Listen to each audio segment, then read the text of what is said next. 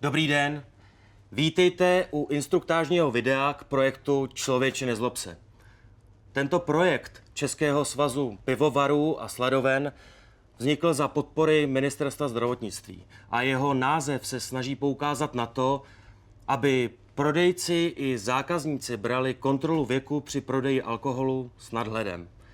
Oběma stranám by mělo jít především o to, aby se dodržoval zákon a není potřeba při prodeji alkoholu vyvolávat zbytečné konflikty.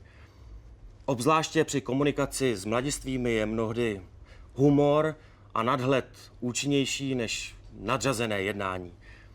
V tomto videu vám chceme ukázat, jak se vypořádat s komplikovanými situacemi, které vás mohou potkat při prodeji alkoholu mladým lidem. Je důležité, abyste vždy kontrolovali věk mladých lidí, kteří si chtějí koupit alkohol.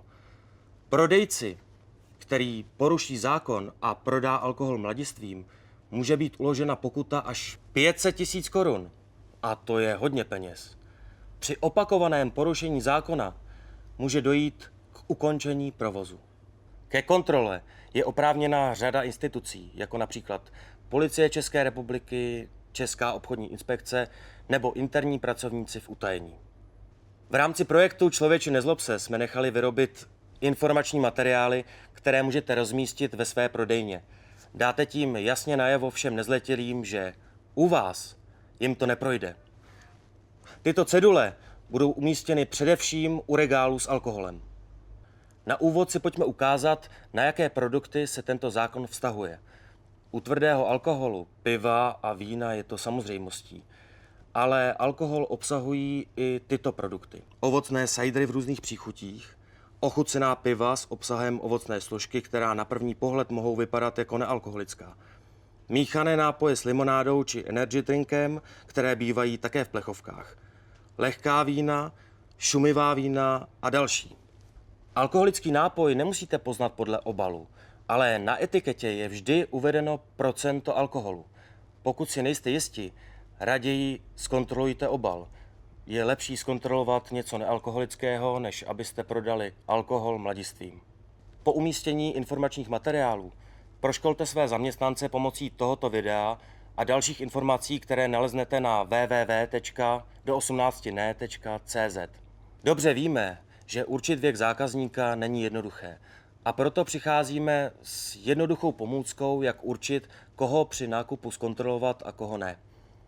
Věk 18 let se těžko určuje, proto si k tomuto věku připočtěte 3 roky a dostanete věk 21. U každého mladého zákazníka zkuste určit, jestli mu je více nebo méně než 21 let. Pokud máte pocit, že je mu méně, požádejte ho o občanský průkaz anebo o jiný doklad s fotografií a datem narození. Někteří zletilí vypadají mladší než jsou, ale určitě jim nebude vadit, když je požádáte, aby doložili svůj věk. Naopak nezletilí, kteří vypadají na 20, určitě znejistí, když po nich budete chtít, aby doložili svůj věk. Tak rychle zjistíte, komu alkohol prodat a komu ne.